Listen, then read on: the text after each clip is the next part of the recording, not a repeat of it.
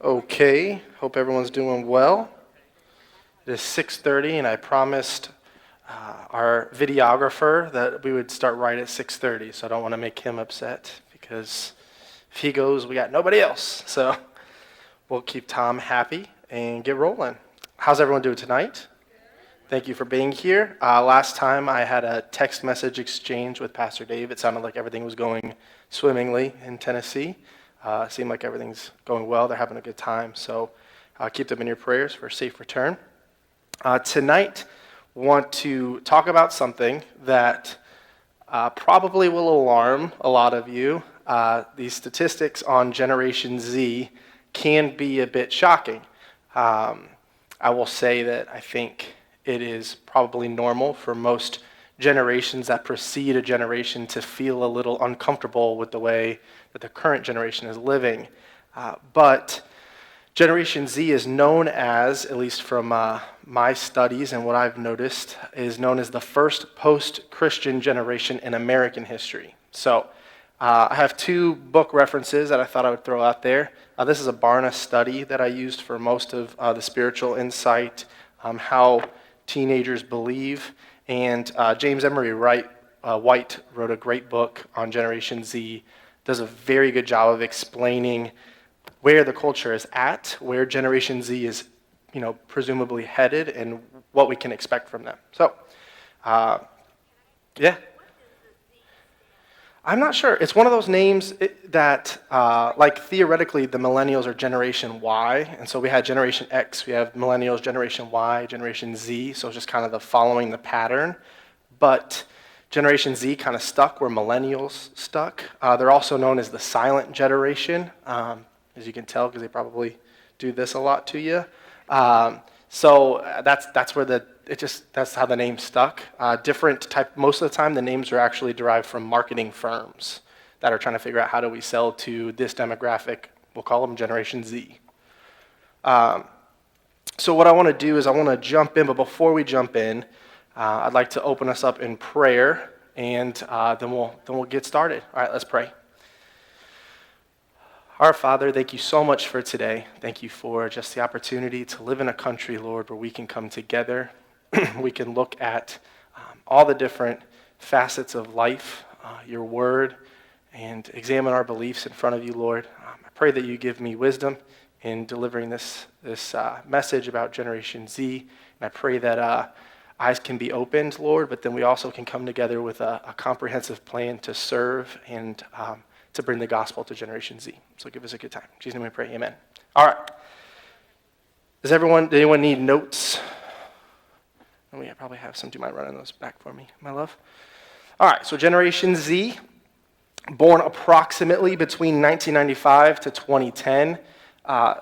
It's kind of a weird thing because technology, and we'll get into it later, you can't talk about Generation Z without talking about technology, but it escalated so quickly that if you use those numbers, a teenager that was around in 95, or at least someone that was born in 95, experienced a vastly different upbringing than one that was just born in 2005. It escalated so quickly, but that tends to be the demographic, probably give or take 5 years either way. It is currently making up 25.9% of the American population, which is the highest percentage. So there are more Gen Zers in America than any other demographic. That happened quickly. It's followed by millennials at 24.5, so pretty close, and then baby boomers at 23.6, Gen X at 15.4. Some notable traits about them: raised in a post-9/11 war on terror world. So a lot of ways never really felt kind of the security maybe that millennials had, dealt more with a world that they were trying to figure out. They don't really have memories before 9/11. So they were raised during two economic collapses, 2000, the lesser recession, and then 2008, the Great Recession. And raised in a world, obviously, of assumed technology. I put down there just for markers that the iPod was released in 2001 and the iPhone was released in 2007. So you have giant, and Apple, hasn't sent me a check or anything, but I use them as kind of the markers for the technology advances. So jumping in, you can't talk about Generation Z without talking about digital devices. It's a generation that is born into phenomenal technology, information at their fingertips, and it is growing daily. So I thought this was interesting, looking at a 50-year time span, so 1960 through 2010. In 1960, basically only armies, governments, large private organizations have computers. Basically no consumer has it. It's basically a government-run thing. 1970, small organizations start to acquire them. 1980, hobbyists start assembling them using kits, and that's when things kind of start taking off. In 1990, the inexpensive personal computers are being used in homes. And then you have probably the largest jump is in 2000, most people in the developed world now have internet access. And then it just skyrockets from there. And in 2010, most people in the developed world have instant, continual access to the internet. A huge jump in information and just the ability to process it, to have it, and great pros have come with that. Also some very dangerous cons, and so that's what we'll get into. Teenagers, which is the bulk of Generation Z, they're right now we're kind of on the precipice of them being in high school. The younger ones are still, in elementary school, but mostly middle through college is where they tend to reside right now, and the demographic that I am working at the church to try to reach.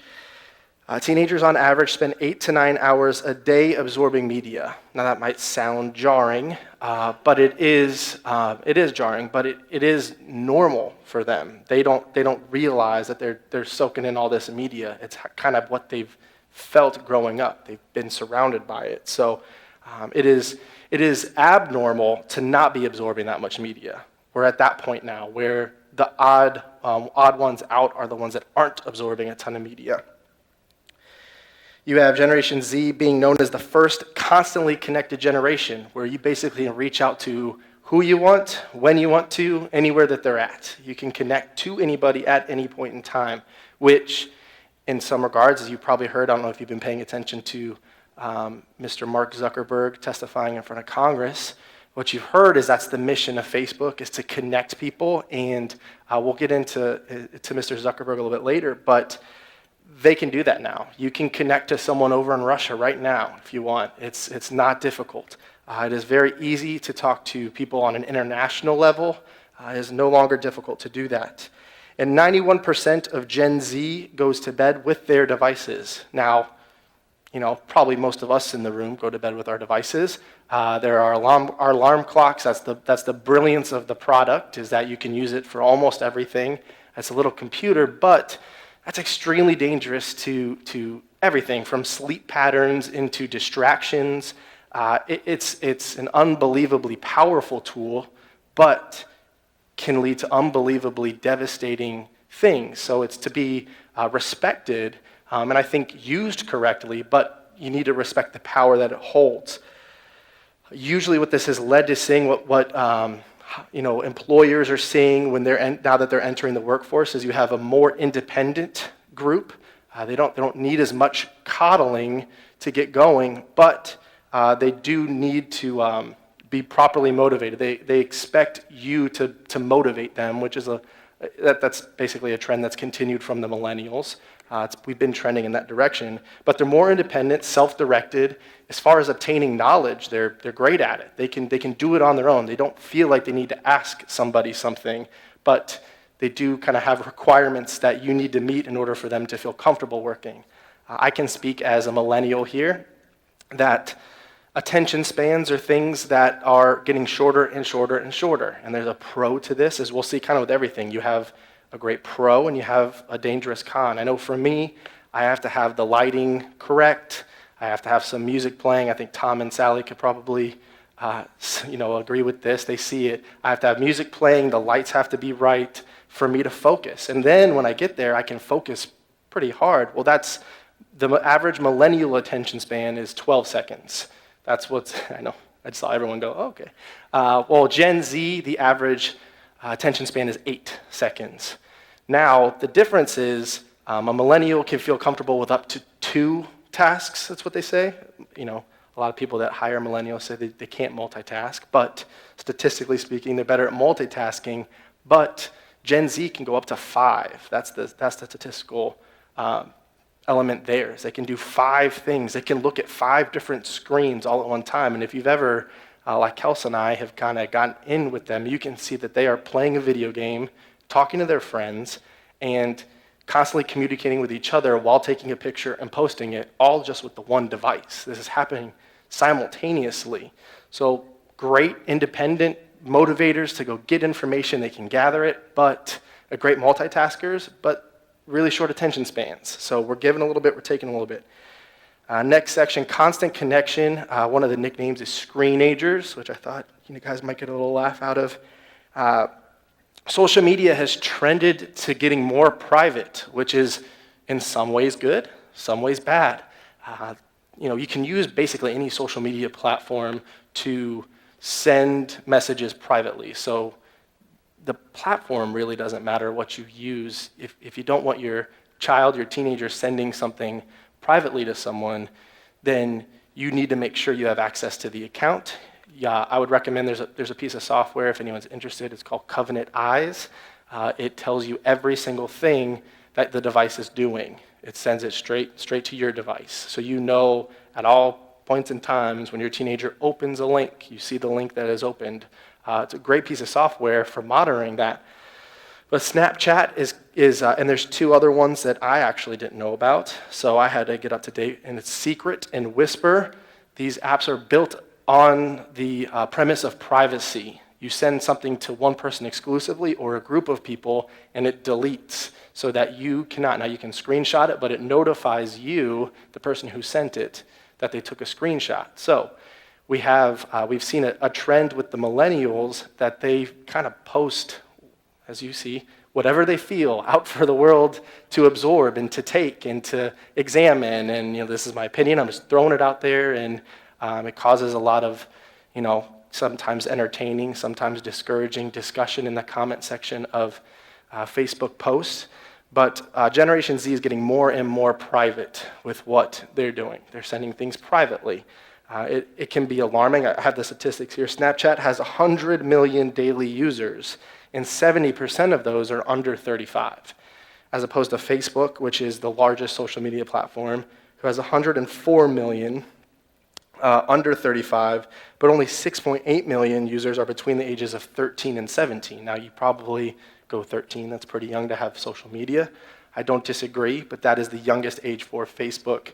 Snapchat is trending way up in the younger demographic, where Facebook is trending way down with the younger demographic. So the privacy is going up, the private accounts, the ability to send things privately, pictures and messages going up. The kind of public forum is going down. You have 2.5 billion snaps sent every day. That's a lot. That's a lot of snaps. Now, if you don't know what a snap is, it's basically just a message that's sent, usually involving a picture. It has funny filters where you can make your face look like a dog's or, a DJ or something silly. But you send that to your friends. And I can tell you just from experience, one of the things that Kelsey and I did, which most people do, is when you jump into a situation, you go, I'm going to have certain non-negotiables. And one of our non-negotiables was we are not going to endorse the Snapchat culture. And then we realized by doing, and you can agree or disagree with this, but by doing that, we were basically cutting off the way 90% of them communicate. And so we really struggled with, do you get a profile so that you're involved with them, or do you just kind of rail against it? And I know plenty of people who have said, I'm not going to do it. We decided to do it, and we're very glad we did. We talk to the teenagers constantly on it. We don't necessarily understand how we're using it, but we're learning. We're learning as we go. But I'll be honest with you guys. We took our trip to Universal Studios. 15 of our teens, we only had 5 that wanted to venture out independently. Now, we gave them the option to say, you guys can travel in groups of 3 or 4, go out into the park and have fun. And they all wanted to stay with us, which I thought was fun. But we were all snapping each other the whole time we were there. We were communicating with the people we were with through the device. And that's kind of where we're at now. So in a lot of ways, we're more connected than we ever were, but it can feel superficial. It can feel like a superficial connection, which I don't know if it is or it isn't. I'm still trying to figure that out. Don't necessarily know where I sit, but I know that the teenagers, that is how they're communicating. That's how they're talking to each other. So I'll be sitting in a room with 10 of them, and they'll be snapping me while I'm having a conversation. I'm looking at one in the eyes, and then I'm getting a Snapchat from them, and I haven't seen them look at their phones. I don't know how they're doing it, but they're very talented at it. So 2.5 billion snaps every day, and the average Snapchat daily user, so that's a person that uses it every single day, opens the app 18 times a day. It's a lot to open one single app, but it's because all of their friends are talking on it. They're all getting constantly flooded. And so what this has led to is a phenomenon called FOMO. It is simply the fear of missing out. Pastor Dave's talked about it before, so I don't want to belabor the point, but self-esteem is down amongst our teenagers. A lot of that has to do with the fact that people are constantly doing everything, and you know everything that everyone's doing. So 99% of the time, when you're at home and your parents are forcing you to do homework, you're getting a snap from someone that's at the beach or that's at Disney World or that's at a restaurant or doing something. And so you're seeing when your friends are hanging out without you, and then you're seeing when you're there that they're wanting to hang out with someone else and snapping someone else. And so there's a phenomenon called FOMO, which is very real, of these teenagers feeling they actually have anxiety and fear of missing out on something because of these social media platforms.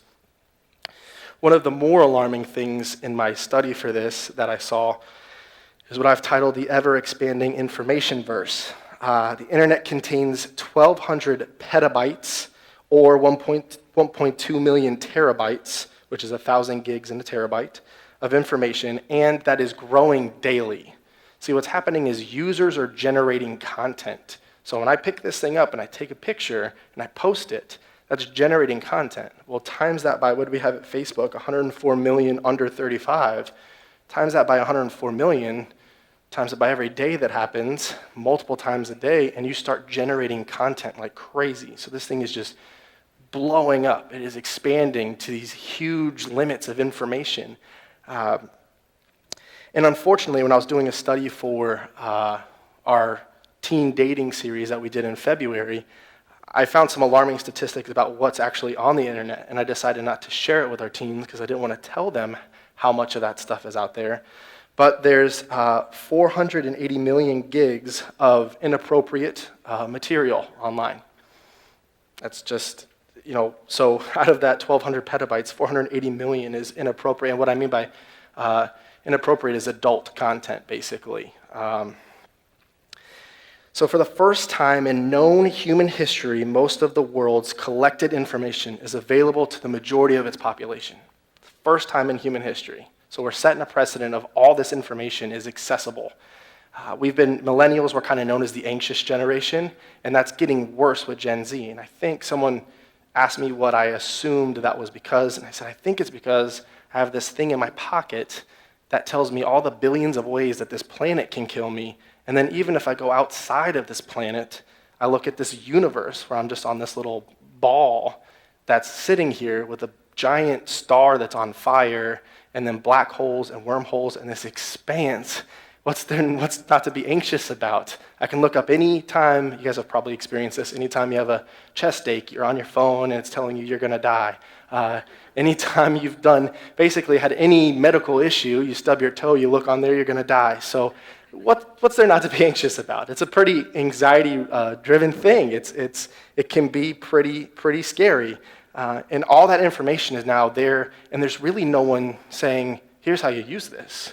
Like, there's not a lot of doctors saying, no, don't freak out about this until you go see him and said, I looked up on my phone, said I was going to die, am I going to die? And they're like, you're not going to die, you have a stubbed toe.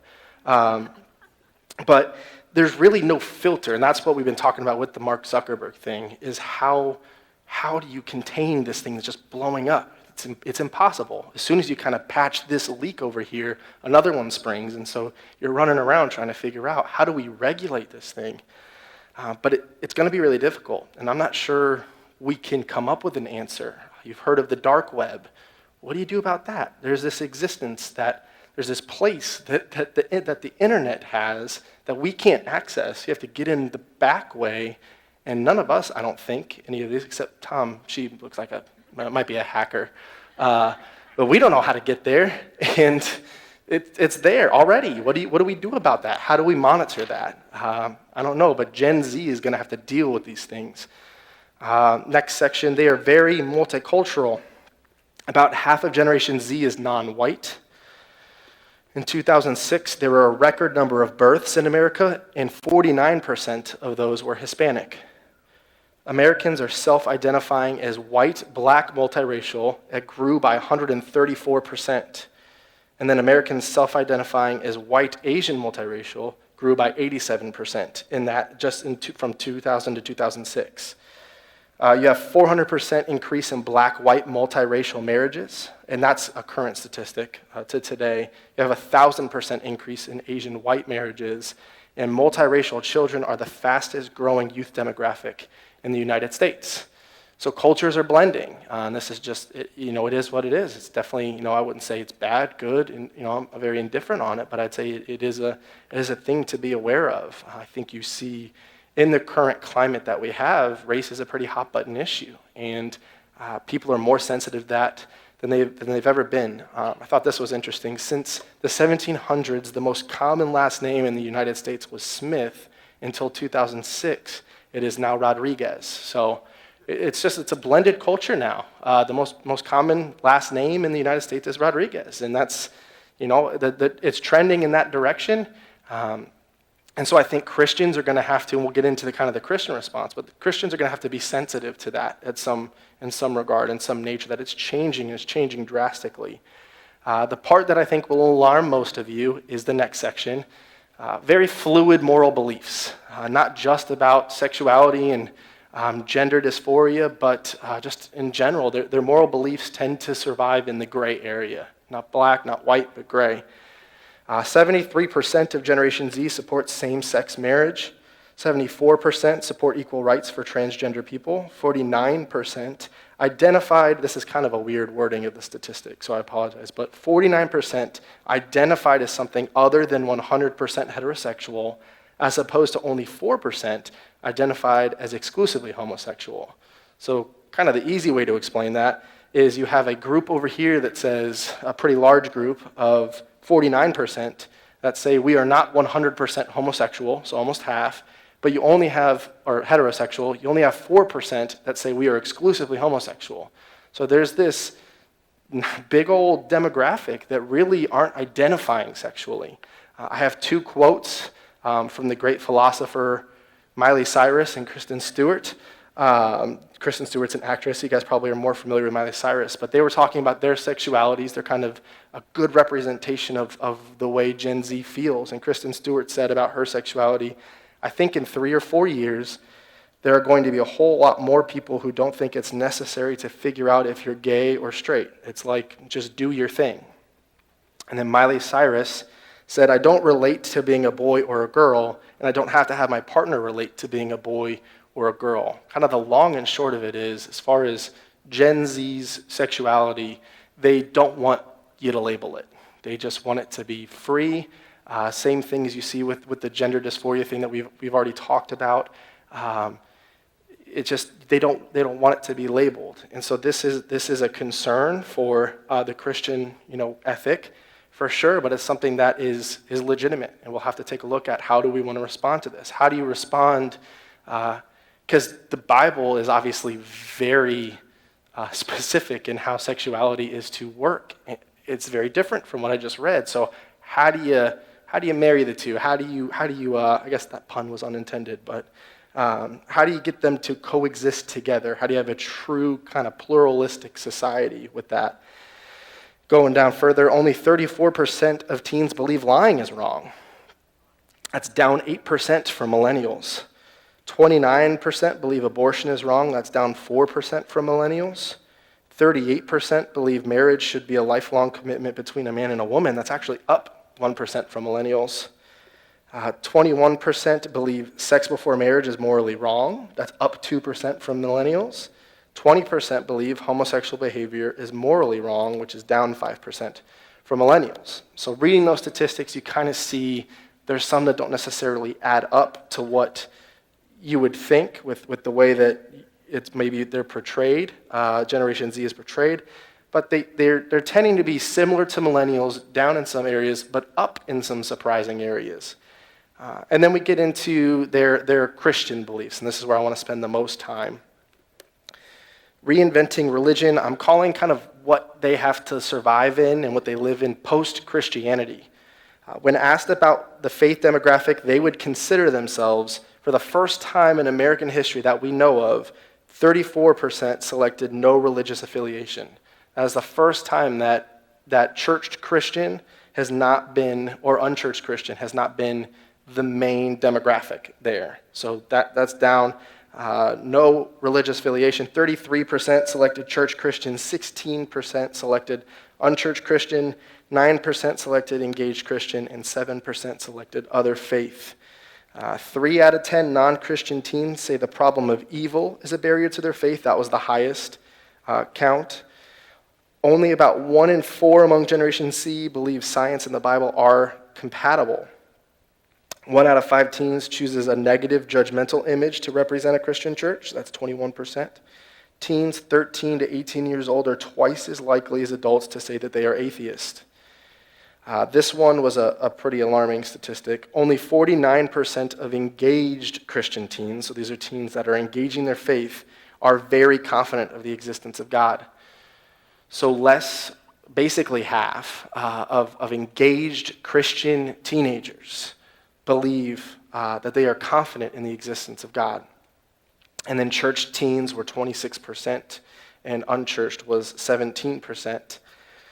Out of 69 million children, this is a global statistic, so the numbers are pretty crazy, but out of 69 million children and teens in Gen Z, just 4% have a biblical worldview. Now that you're adding in all the other religions from other places, but realistically, 4% of 8 billion is a very large number, but it's still dwindling, especially in America.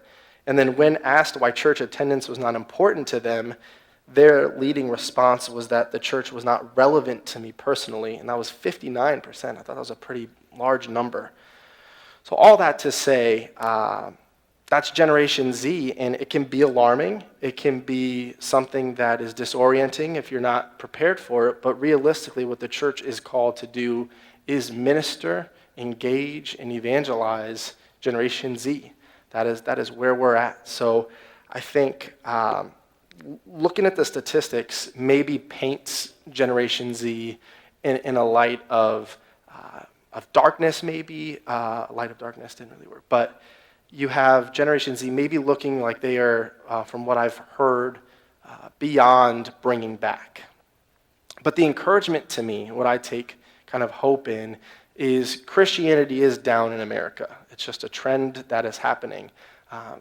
Oddly enough, church attendance is up, but Christianity is falling. So you have a lot of people going to church who are not claiming to be Christians. More people than ever in American history are going. But in other parts of our world, Christianity is exploding. In Asia, it's exploding.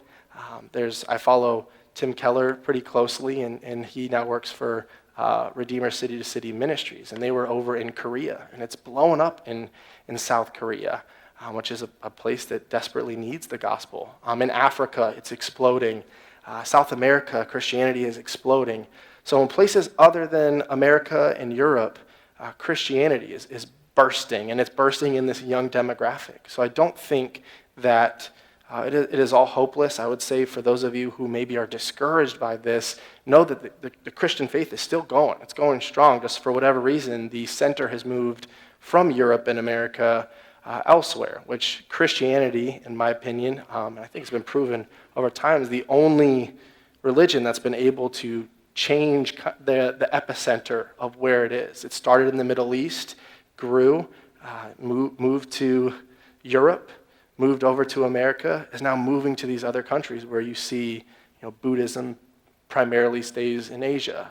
You see Islam primarily stays in the Middle East. So Christianity has that effect. But I think the question going forward is, how do we minister to Generation Z? How do we serve them? So I brought up the Mark Zuckerberg testimony, which I don't know how you feel about it, but I just found it very interesting that we're even having this conversation.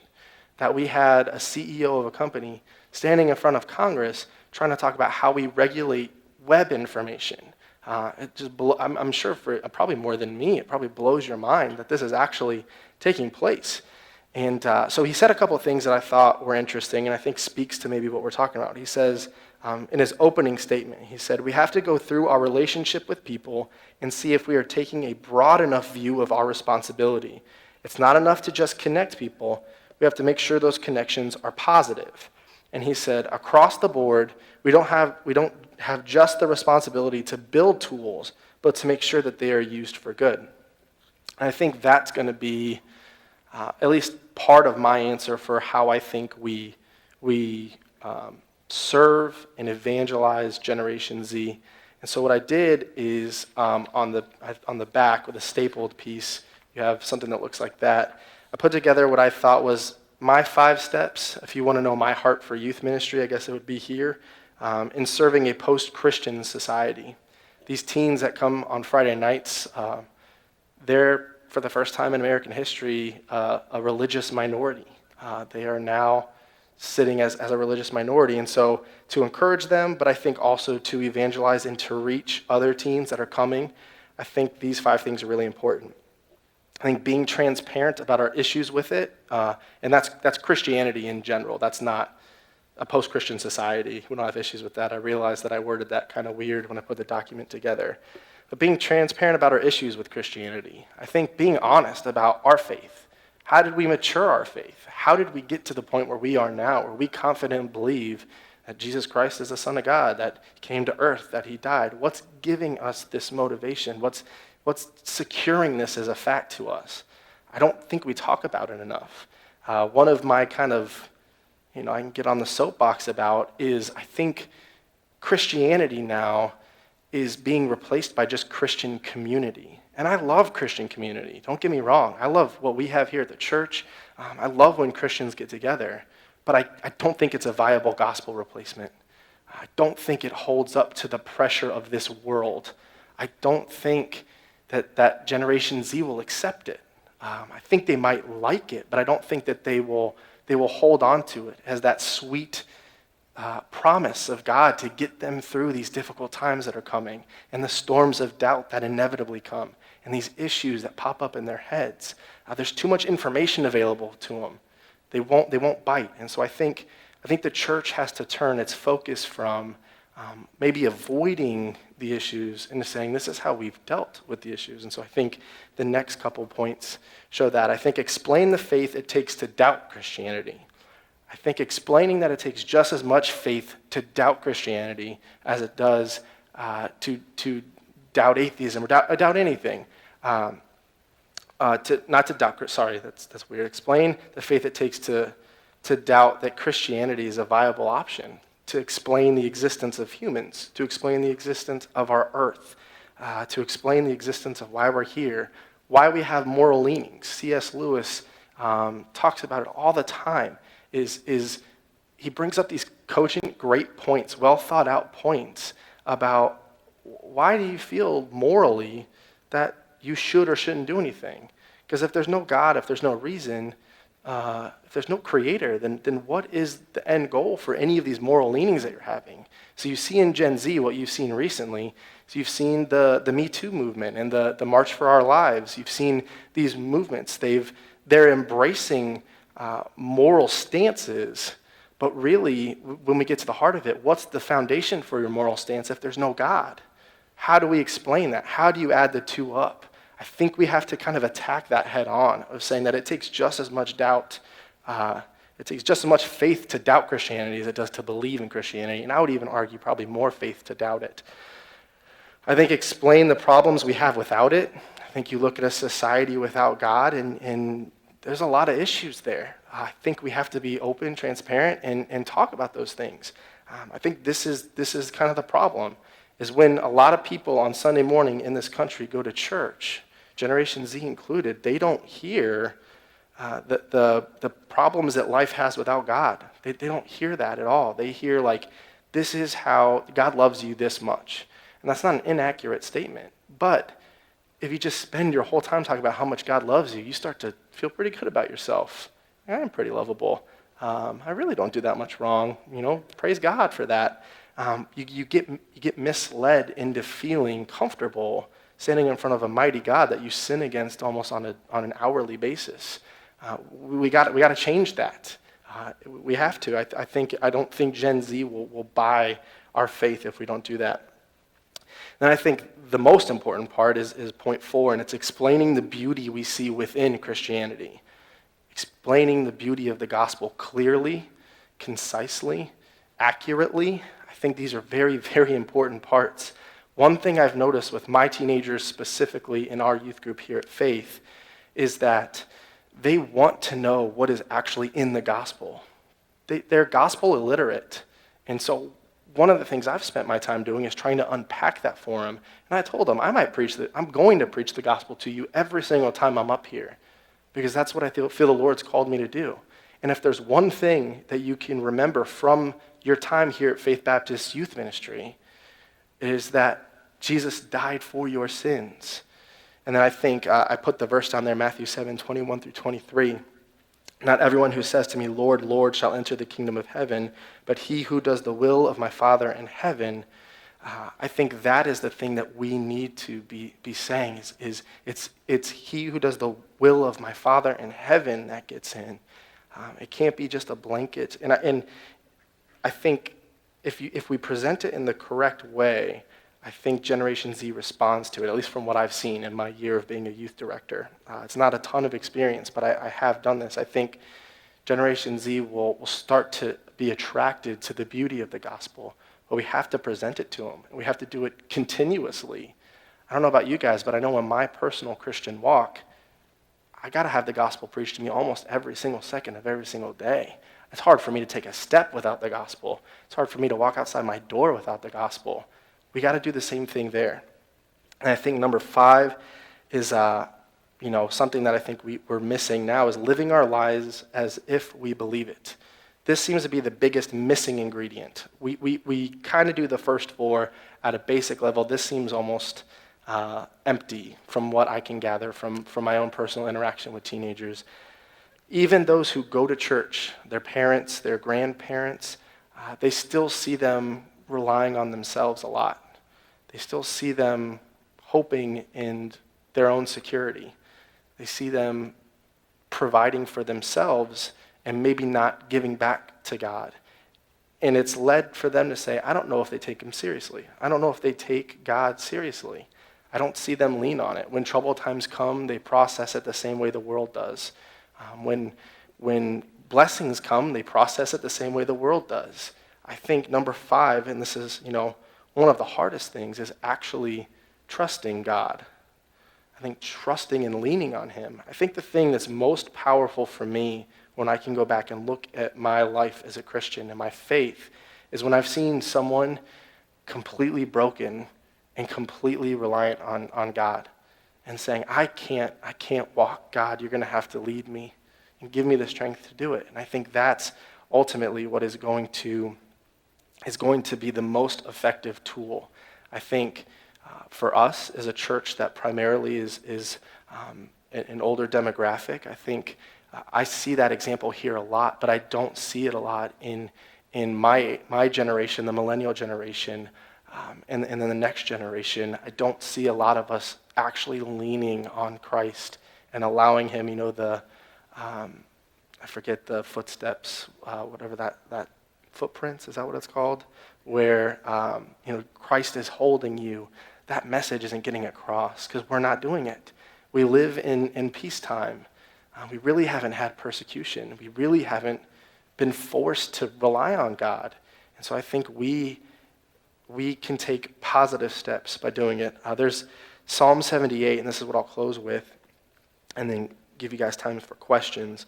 Psalm 78, 2 through 7. I will open my mouth in a parable. I will utter dark sayings of old, which we have heard and known, and our fathers have told us. We will not hide them from their children, telling to the generation to come the praises of the Lord, and his strength and his wonderful works that he has done. For he established a testimony in Jacob and appointed a law in Israel, which he commanded our fathers, that they should make them known to their children, that the generation to come might know them, the children who would be born, that they may arise and declare them to their children, that they may set their hope in God and not forget the works of God, but keep his commandments. How do we reach out to a demographic that is post-Christian? I think we have to live the Christian life and show them that it is the only thing that holds up. What I've realized is they don't realize the price that has been paid for Christianity over the years, the countless millions of people who have died for it. They don't see it being something worth dying for. They don't understand how it can mean that much to somebody. So I think what I'm resolving to do in the youth ministry, what Kels and I have discussed multiple times, is to say that, like, if Jesus is who he says he is, then the only thing you can do is submit your life to him. If he truly did what the Bible says he did, then there's no other alternative. And praise God for that, because we don't need another alternative. And I think that's the heart of the youth ministry here at Faith, if you were ever wondering, is how do we get our teens to understand in a time of prosperity and a time of lack of persecution that you need Jesus, that you actually need the gospel. One of the things that I've been convicted of lately is I'm not sure I say enough to these teenagers that I'm not called here to be your friend. God did not call me here to be your friend. He called me here to tell you about the gospel of Jesus Christ. And I think in Kels and I's ministry, what we've seen is that the relationship is crucial. I think that statistic about, where was it? That church was not relevant to me personally. 59% said church is not relevant to me personally. It's because a lot of people have kind of just shrugged their shoulders at Gen Z and been like, wow, you guys are very different than me, and maybe written them off. I think the relationship's been huge for us to build. I think that's been the most important part for us, but the whole reason of making the relationship is to bring them the gospel of Jesus Christ. And it's not to do it disingenuously. It's because you can't not talk about Jesus Christ. It comes up. One thing we saw with doing the Snapchat thing where we got on there is it opened up us to being in their inner circle. We learned a little disputes and drama, and this person likes this person, but this person doesn't like this person. They actually like this person, and all those great things of our teenage years that go on. And I just, every single time I say, thank God I'm married and past all that. But one thing I realize is we're actually friends with them now. They don't see us as kind of these authority figures, even though Kels could definitely flex that muscle, and she has. She's better at it than I am. I'm working on it. But we are truly their friends, and it's led to a respect, and I think, I hope at least, a relationship that we lean on each other for things, and that's allowed us to give them the gospel. So if you want to have a kind of an action item, pray for our teenagers. You can see they're living in a world that's vastly different than the ones that even I and Kels, but I feel you guys knew growing up. And they're going to have to be Christians in a post-Christian America. For the first time ever in statistical history, America is now post-Christian. Generation Z is post-Christian. So we will have to, I think praying for them is essential, and giving them the gospel routinely, constantly, and actually living that way is very important. So I want to make sure you guys have time to ask questions. So I'm going to close it off there. Do I have any questions? It could be about our youth ministry. It can be about anything about Generation Z, my opinion on them. No? Okay. Where do you think that they get most of their views? Do you think that some of it is absorbed through the teachers in school nowadays? There's a lot of things. Sure. Or TV or their own friends. Yeah, I think the last part is huge. We don't have a lot of. What was the question? The question was, how do they form their views? What information are they taking in to form their views? And I think the scary part is, I'm going to tell you guys this, the scary part is they just kind of form them with each other.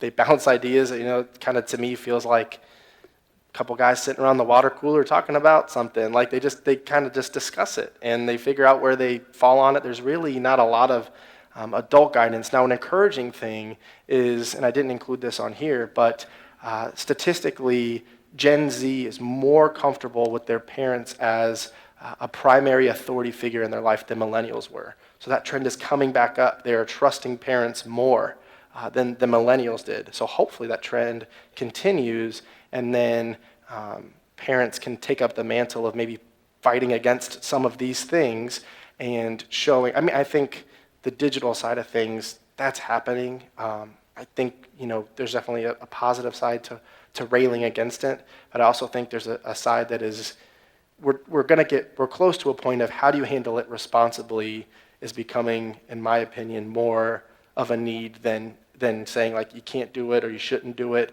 I think we're going to have to start training our children to handle it responsibly. I think we just might be too far gone to just say like don't do it. I think we're going to have to get to a point where we say you're going to do it. Culturally, I can't do anything about it. So here's how I train you. But yeah, I think 90% is formed from their take on the world. Snapchat is full of stories that just happen, Instagram stories, and so they get their information from their peers, but also people that they like. So you guys have heard it, like their role models are now, like Kim Kardashian and things like that. And it's terrifying in a lot of ways, but it also makes sense because there's a connectivity there that was never there before. You just didn't have the option. I think, Baker Mayfield is a guy that I think is very, very cool and very, very interesting. I don't know if I would want to form my world. Oh, you guys probably don't know who Baker Mayfield is. Quarterback for the Oklahoma Sooners. I don't know if I would want him to help me shape my worldview, but I love watching him play football. I think he's interesting. Now we see their lives, these celebrities' lives, and we say we kind of want to be like them, and they now have the platform to tell us how to do it, or at least how they think we should do it. So that's the very long answer to your question.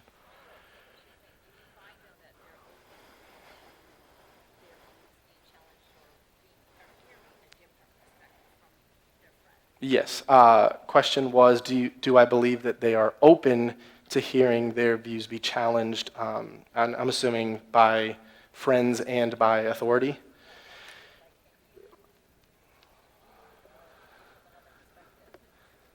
On their terms, yes. I think that's anybody really is on. You kind of have to be on my terms. If you try to handle it a certain way, they shut down. They do the millennial thing where they just kind of go, okay, I don't like that. I'm gonna go over here. And especially with the attention span thing, like you gotta get it out quick, get it out strong, or you'll lose them.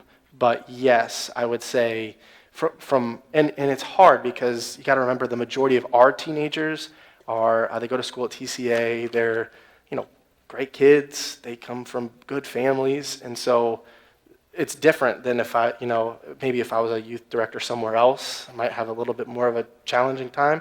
But yeah, very open, very, very open to hearing it. I don't know how much of it sinks in initially. I think it's more just like a war of attrition. You just keep giving it. And I think giving it in a way that's saying because I care about you, and I think you have to make the investment in them first for them to be open to receiving the information, where I think a lot of people's, especially, and it's hard when you're a parent because you're trying to correct behavior so that they can become functioning adults. It's a lot easier for Kelsey and I just to be like, hey, we're hanging out with you guys, but let me tell you my perspective on that. Harder for parents to do it, but I think essential for both to be doing it. Anything else? More questions? Yep. This ton of media information that they're exposed to on a daily basis, do they just accept every bit of it as the truth, or are they at least cognizant of, maybe that's not really the truth? Great question. For those of you who couldn't hear, he was asking me with just the tons of media that is absorbed, are they just accepting it all as kind of truth, or are they, thinking, should I filter this a certain way, or should I direct this a certain way, or is this fact, or is this someone's opinion? I'd say the waters there are muddier than they've been in the past, but I don't know. Again, I think it might be hard because our teenagers are challenged in school. The majority of our teenagers are challenged in school to think a certain way, and they kind of naturally do it. And their parents, they usually have good parents, so the parents are challenging them to do that. But I also would say that, again, it's about presentation. And so now more than ever, if you're just cool, you get taken more seriously with Generation Z. Sometimes beneficially, sometimes it's opened up perspectives to things that I think, we may have gotten a little bit wrong. It definitely gives you a more personal connection, because now a kid that's being bullied at school can post a video about it and post a video about him, and you see him crying. You can make a personal connection where I didn't necessarily know bullying was going on, but now I do. Now I know this thing's going on. I can act on it. But I also think that, celebrity is definitely heightened in the teenage years. I think that's anybody, though. I really think all of us looked at the celebrities of our time as cool, and then once we realized that a lot of them weren't, the best sources for our information, we went, oh, okay, I should probably listen to these guys. But yeah, I would say they're forming absolutes a lot faster, in my opinion. They're starting to say, this is absolutely the way I feel about this at a younger age, where before it was kind of like, at least I feel like for me, I was like, I don't know. I feel like I said, I don't know about everything. They seem to be like, no, I know, and this is how I feel about it. And you can challenge them, and they're okay with that, but they've made up their mind a little bit about it. They've thought about it, which that could be a little encouraging to me, is at least they're thinking about it, because I can challenge them, and they'll think about that. Good question. Anything else? Yes, sir? Do they feel that they are fulfilling biblical prophecies where knowledge would be increased, and what we have now is increased knowledge in the world? I would say they're probably unaware for the most part. I think we all kind of have moments, if you take your faith seriously, where you get down the road and you go, whoa, like, is that prophecy about my generation? You kind of look around at everyone like, I think it might be about you. No, I would say that you can see with the 4% biblical worldview, the overall knowledge of the Bible is dwindling. It is evaporating, and I think churches, and I'm not trying to condemn anybody specifically, but I think there's a lot of churches that are very comfortable not presenting a super biblically oriented message. A lot of, and it's not, I love positivity. I love generating positivity, but like I said, not as a gospel replacement and not as a replacement to the Word of God. And so I think, I don't know how you turn it around. I don't know, because definitely the millennial demographic, like, bugs, moths to the flame type deal, they'll eat up a really well-presented sermon, as long as it's packaged the way that they like it. Yeah, I'll take that and I'll enjoy it. So I don't know how you go the other way. I'm not sure. I have theories, but I would say at the end of the day, we're getting more and more biblically illiterate, which I think the Bible definitely speaks to that. We're drifting further away, worshiping creation instead of the Creator. I think that's happening. I don't know if we're tremendously aware of it happening. Good question. Yes, sir? Matt, I really don't have a question, it's more of a comment. Okay. I think I can speak for most of us here in saying, thank the good Lord that you are the one having to deal with this and not I. Sure. Well, thank you. No, Kels and I don't know if you guys know the history of 725, so we'll wrap it up. But the history for us is when Dave approached us about it, saying, I think you guys would be good fits. And I was like, I'm not sure if we'd be good fits. And I told Kels, and Kels was like, I'm not sure we'd be good fits. And we kind of, teenagers, okay, let's see what we got. And what happened for us, I think, just with any ministry, is and Dave was very wise, as he always is, and said, try it out, just jump in there and see what you think. And so we were helping, he was doing it for a while, and we fell in love with the kids, and we felt such a strong calling from God that for whatever reason, we were set apart to do this mission and speak to these kids, that we've never been more affirmed about something in our marriage and our lives, that we are supposed to be here talking to these kids. And so it takes a lot of the pressure off and allows us to feel confident that the Lord's given us specific convictions on how to present the gospel to this generation. And luckily, I have a boss who's very comfortable with me exploring the different avenues in which I want to. And on Good Friday, I can drive around in a golf cart in a scary clown mask and try to scare teenagers, and somehow that's justified as presenting the gospel to them. But I don't know, it's something for Kelsey and I that we feel very affirmed that for whatever reason we've been put here at this time through crazy events to bring the gospel to these specific teenagers. So I appreciate that. I thank the Lord that He has chosen to use us in that way. You had another question. I just don't see the difference between all these different age groups. Sure. I see these teenagers come across the street from high school. Mm-hmm. And to me, that generation today, they're just as dumb as what we were. And they do Sure. some of the same things. Yeah. So I don't, okay, they have the smartphones and all that I don't understand. But on a personal basis, they're like the same. Sure. I can remember Yeah. when I was a teenager. Yeah. And, you had the little flicks, and this one didn't like that one. Sure. The whole thing. Yeah, I mean, I couldn't agree more, and I really appreciate that perspective, because we have a tendency to sensationalize the positive thing, and I think every generation does this, but we have a tendency to sensationalize the positive things as this is the way you're supposed to live your life as a child. Like this is and then we take the negative things, the things that maybe structured us in a negative way, and we tend to say like, your suffering is not as bad as my suffering. And it's probably all relatively similar, just different dynamics.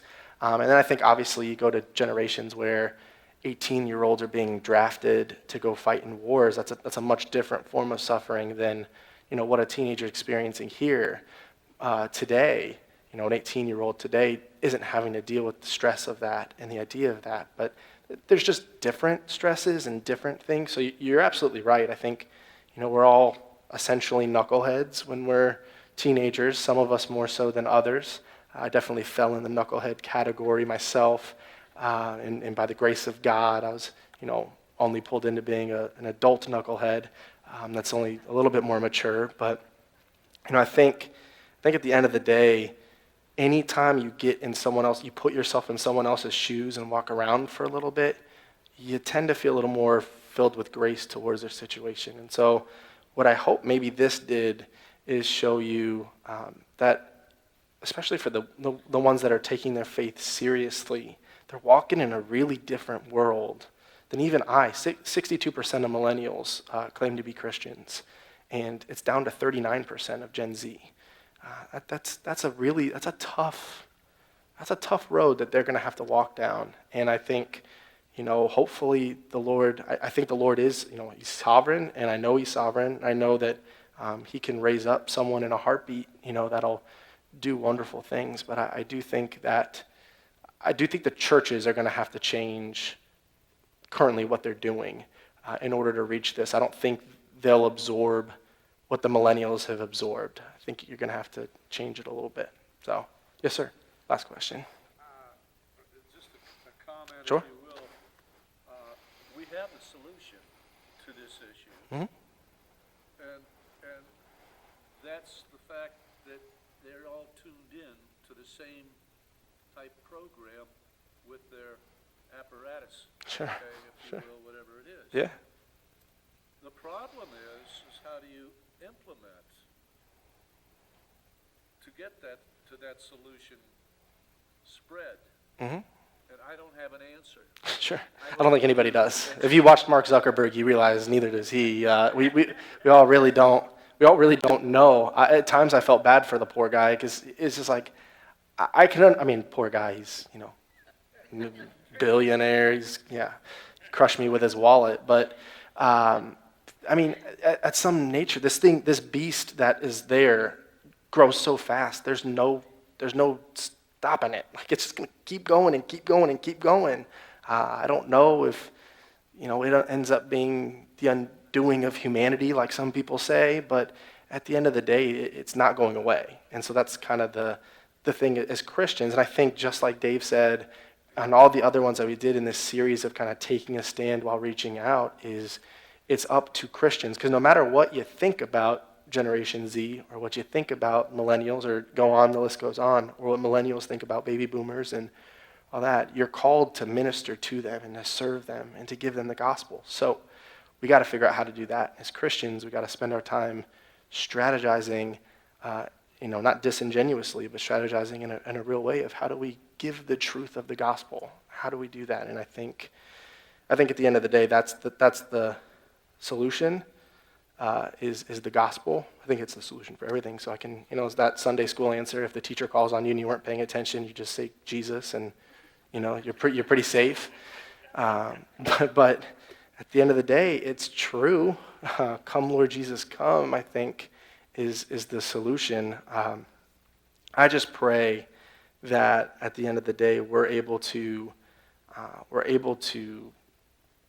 be a generation that is used in not. I don't really even necessarily care about the laws being turned back more Christian or conservative, as much as I care about the souls of these people being regenerated and given life. The spiritual deadness becomes life, and so I think that, and I hope that, and I truly do. I hope in the Lord that I know He's good, and so I will do everything I can to serve Him and to give everything I have for that end, and let Him use that. And kind of just give that. I think that's the solution, at least something that we can handle. All right, let's pray, and Phyllis. Okay. Who? You can go ahead and kill the stream, Tom. Thank you for whoever was watching. We appreciate you.